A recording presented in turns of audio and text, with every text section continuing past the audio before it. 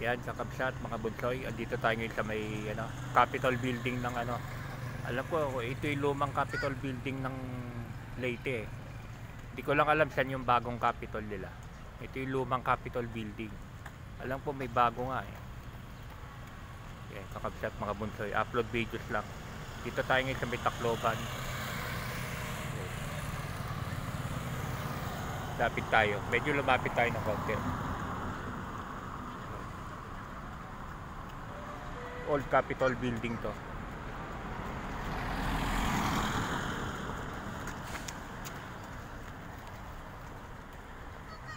Dami nagja-jogging.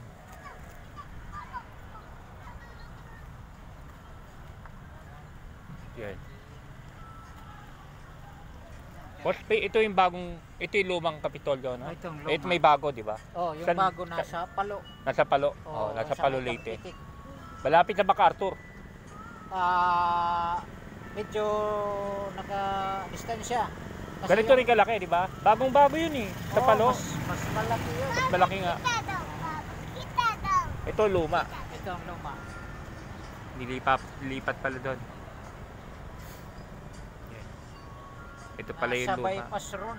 Nasa bypass road yung bago? Bago.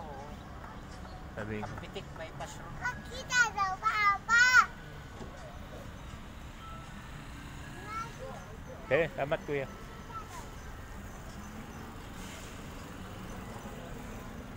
Ayun.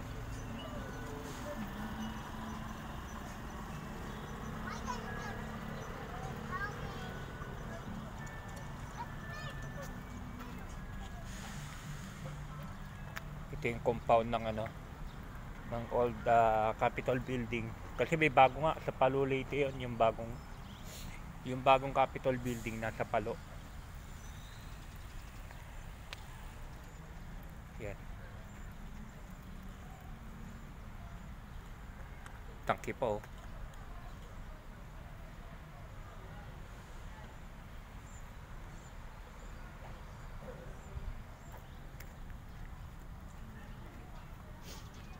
Bukas, maganda yung pupunta natin bukas. Isla yun.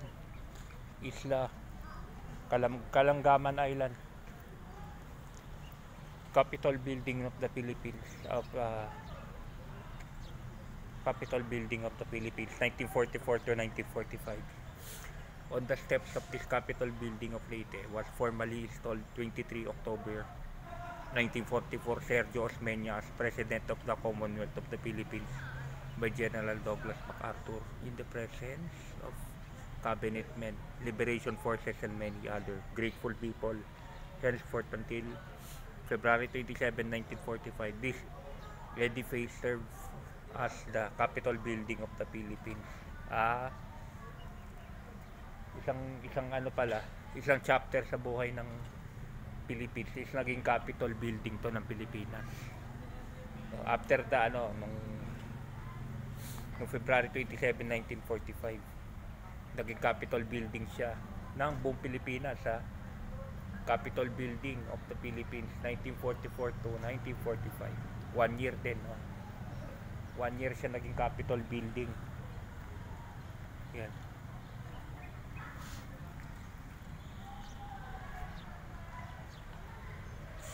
Ganda niya, oh.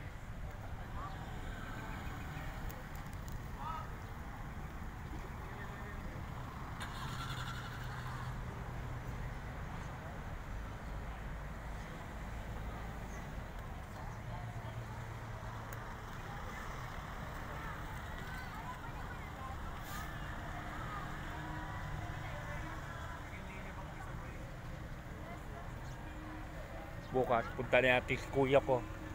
Kayaan natin bukas si kuya ko dun sa may bagong Capitol sa may Palo. Sa kabila may park, Grabe to nung Yolanda kasi yun lang ang dagat eh. Umabot dito yung tubig. Pier na yan eh, pier. Kaya maraming truck na nakaabang. Sasakay. Imaginein mo nung Yolanda, talagang devastated tong Tacloban din. Yan. Ganda, di ba? Yan, punta na tayo dun sa restaurant. Pinakasikat daw na restaurant dito sa ano to eh, sa Tacloban eh. 8. Pangalan ng restaurant is 8.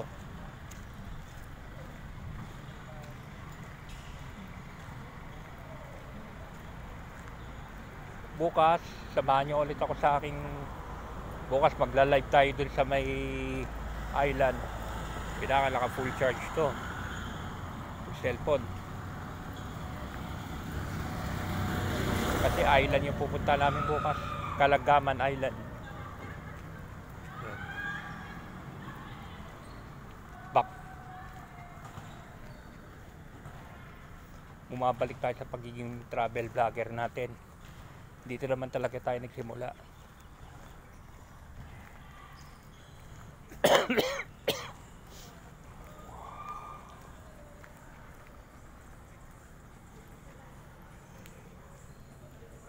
Meron ancestral house dito. Ipapakita ko lang sa inyo.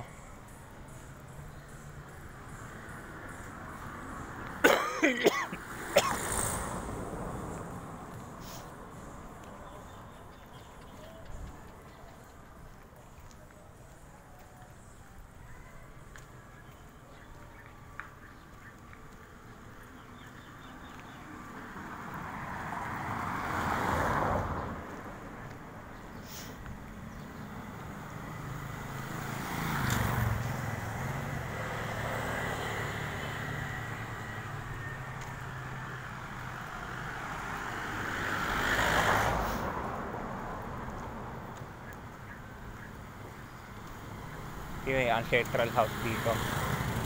Lumang bahay siya. Yan o. Ancestral house to. Puti na may maintain pa nila. Yan o. Ancestral house yan. Kakabsat. Mga bonsai.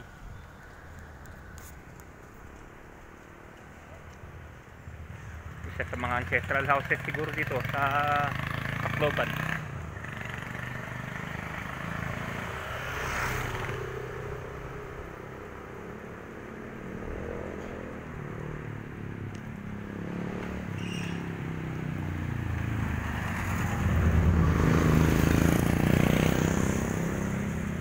Ganda, ganda ng facade niya eh, diba?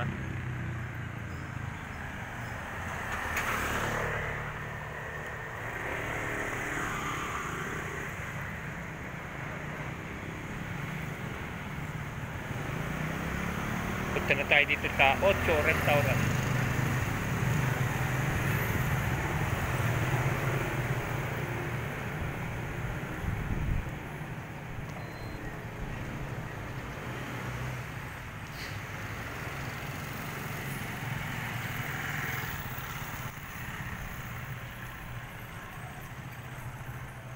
Ito lang siya oh. Kitang kita pala rito yung ancestral house.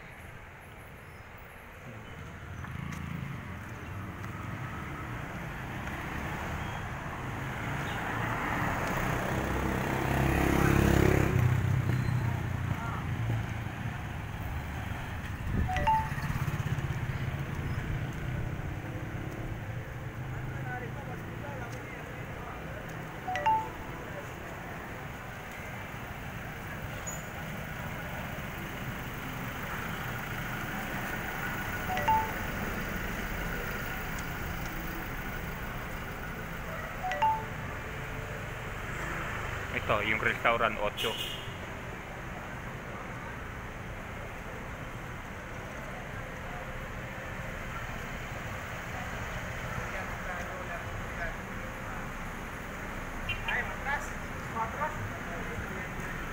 Pasok muna tayo.